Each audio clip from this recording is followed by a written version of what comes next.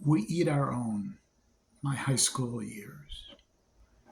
I went to Sen High. Part of the world is true.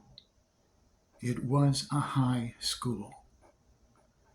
It was not uncommon to walk through the halls and smell marijuana, to go into the boys' john behind the gym and find people shooting craps and smoking joints. If you went down certain wings of the school in the afternoon, it was almost like a drug supermarket. People would go there to buy pot, acid, all sorts of drugs. It was common. It wasn't even unusual to hear stories about two seniors cornering a teacher that they knew that got high who happened to be gay, who they would shut the door, open some windows and smoke a joint, or the teacher would join them with it, or people in the drama club on the first floor would sit out on the window before the play rehearsals and get high. And when the rehearsals would start, they would be let in through the window and do the rehearsals stoned. Even during one of the performances of the play that the drama class put on, the actors were noticeably drunk and messing up some of their lines. Yes, they did do some really good plays, but it was the 70s and just about anything went. I started going there in 74. In 72, there was an incident. They started integrating the schools. The schools were about 40% white and an equal amount of Hispanics and African Americans, and fights broke out between the African Americans and the Hispanics, and some of the whites joined in, fighting both of them. Um, this caused the school to go sort of on a lockdown. The chairs in the cafeteria where the fight broke out were smashed. New chairs were put in. No more heavy wooden chairs, lightweight plastic chairs. Um, no more heavy wooden tables. Things were different. They decided to renovate the school, to change how it was, to make it more accessible for the police to come in if something happened. The chain link fences were taken down that surrounded the school, and small concrete walls about 18 inches high were put in to denote where the school grounds started. So the police could just roll right in if fights broke out in the courtyards. Like I said, this all happened 2 years before I started going there. The trouble happened in 72. I started going there in 1974.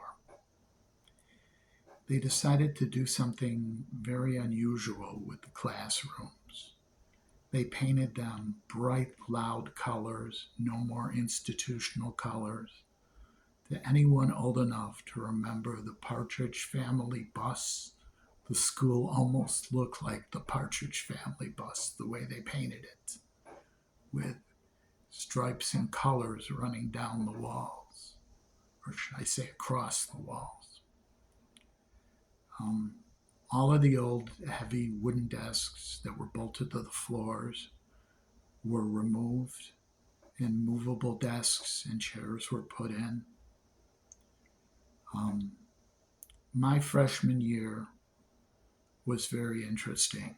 We still had police roaming the halls in sort of riot gear of the time.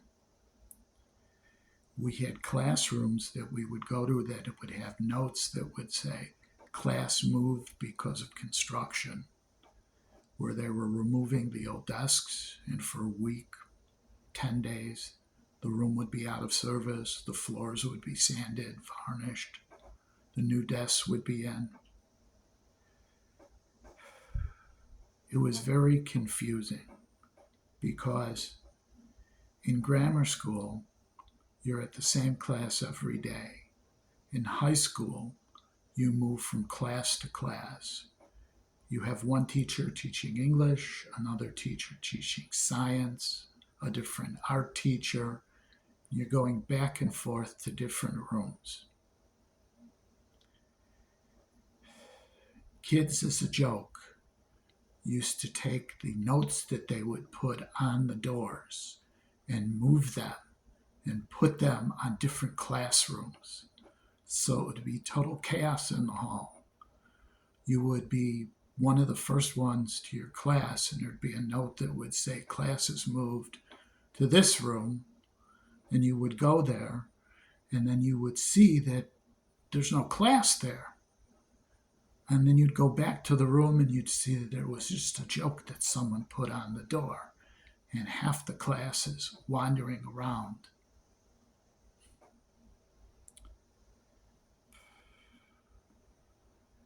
That's not the strangest thing that went on at school.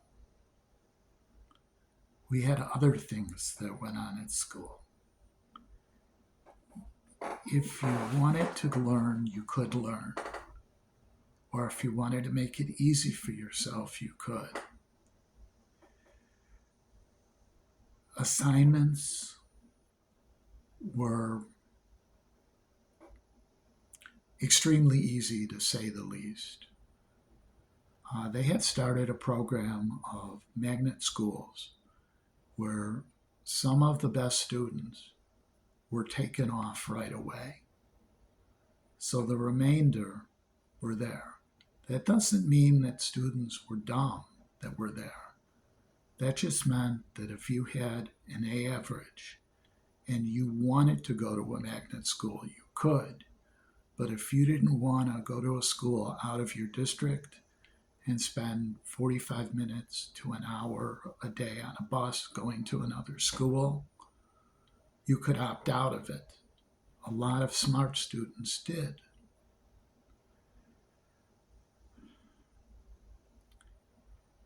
There were a lot of dropouts at school. 20% of the number of students that were freshmen did not graduate.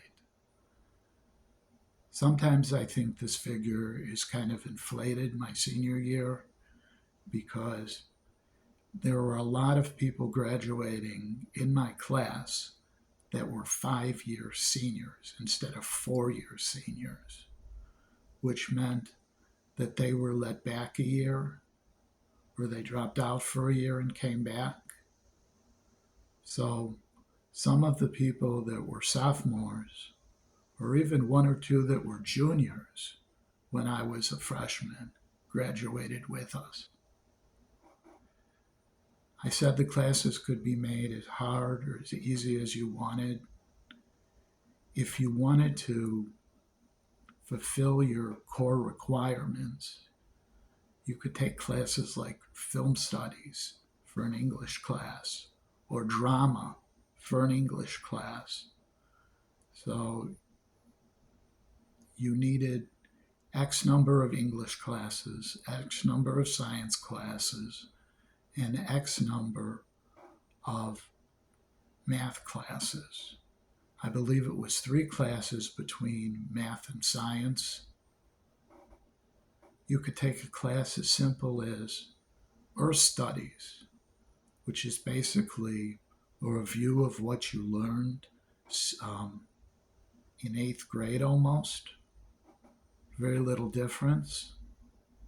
Or you could take a biology class where you would actually have a 2-period class where you would have to dissect worms. Even in the biology classes, it seems that if you would dissect a worm, you would get a B just for being willing to dissect a worm or a frog.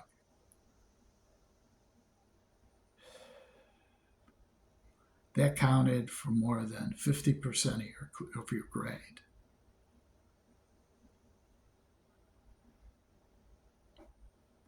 Like I said, they had dumbed down the classes to have more people graduate. I believe that the classes were harder at one time. Senn used to be known for its science program. It did have a computer science lab. A lot of the students that were in computer science lab, well, they did fairly well. But a lot of the students that were in the shop program also did fairly well. Back then in the 70s, you could get a job right out of a shop program because they had a work-study program going on, coordinated with shop. So in other words, Auto Shop was hooked up with several different local garages where they could get the cream of the crop of Auto Shop, the body and fender people, to work fixing cars. As far as mechanics work,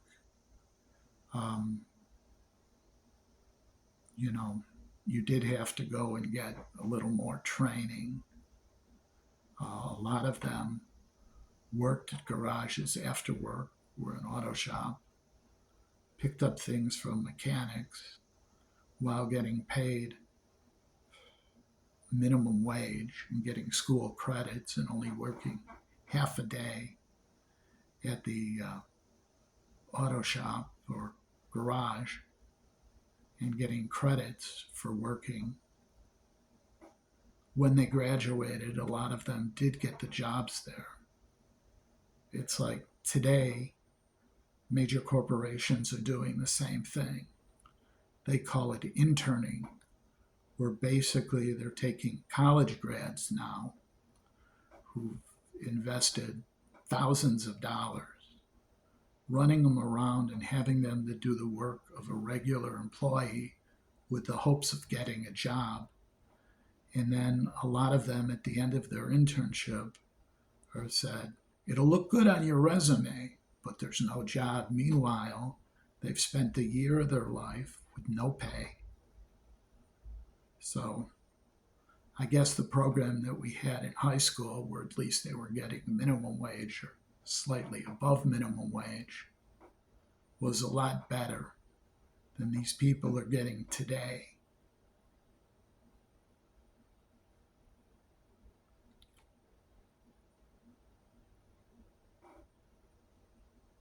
But getting back to high school.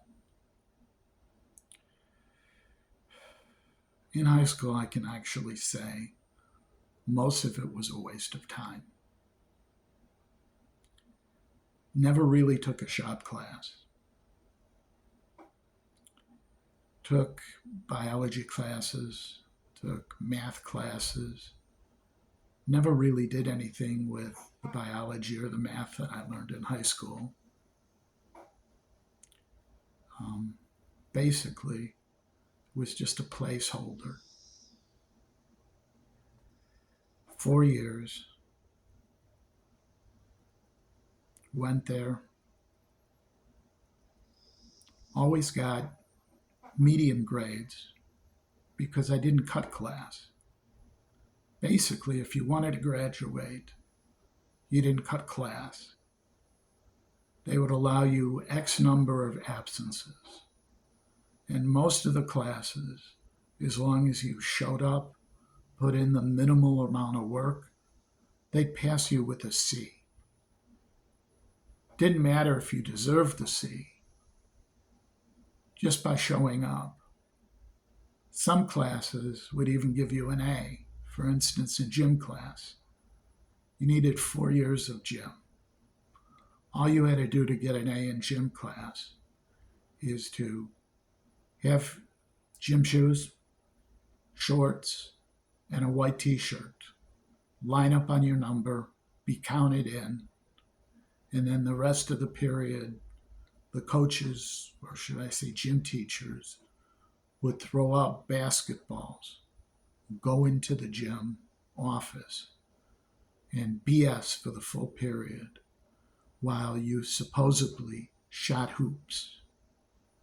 A lot of us, up until senior year, would bring our clothes with us, put them out in the bleachers, and when the gym teachers went into the office, would get dressed and walk out of the gym.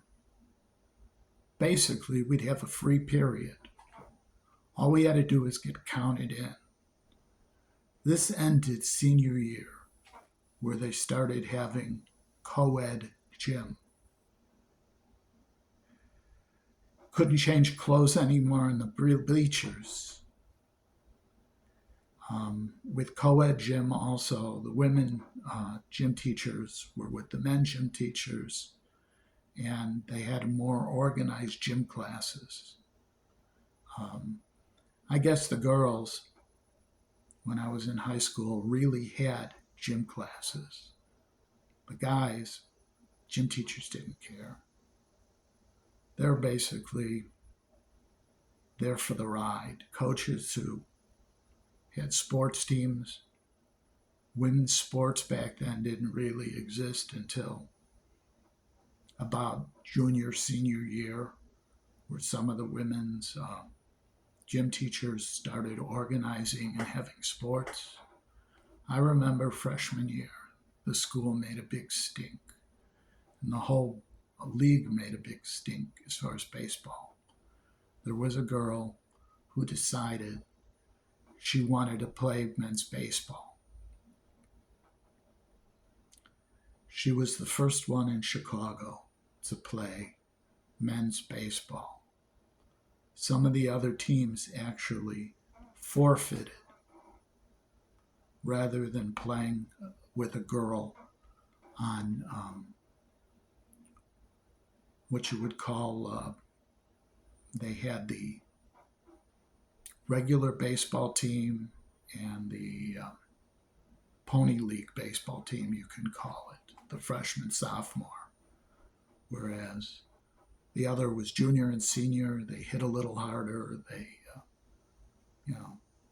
those were the ones that people went to games for.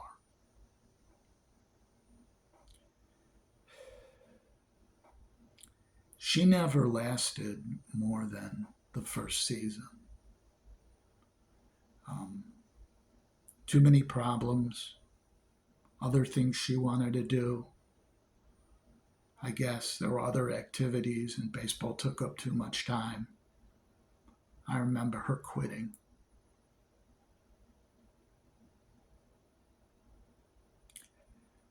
"20% of my freshman class dropped out.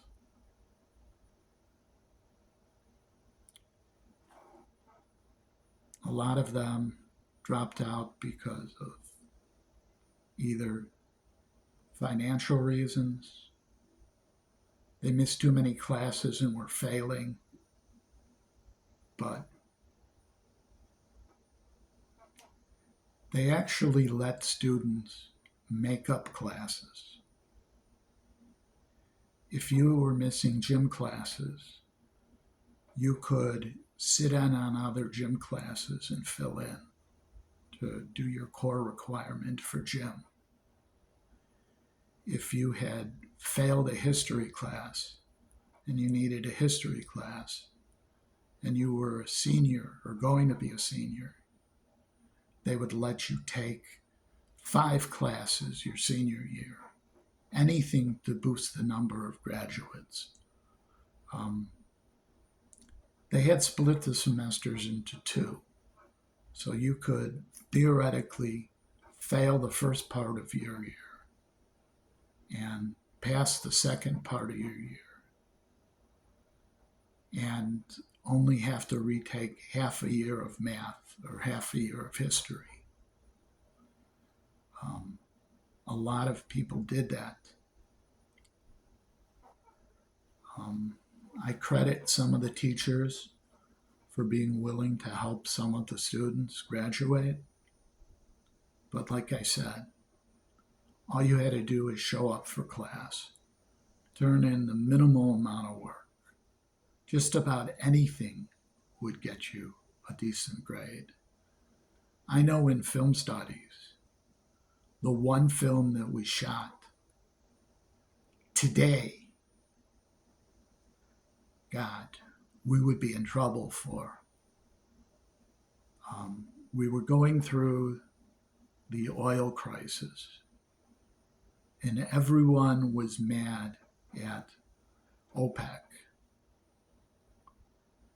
And the film was in the nature of a Benny Hill film with sheiks. Today, that would not stand. Today, we would probably get suspended for something like that. But back then, just turning in the film and getting a few laughs.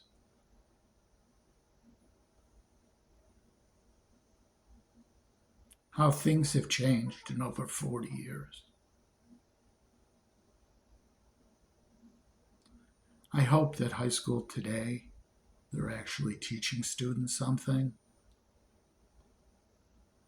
I hope that they're not just letting people graduate just to keep their numbers up. I hope that they're actually doing something to help our society. A lot of it has to do with us. A lot of it has to do with the parents. A lot of parents in the 70s were going through some changes.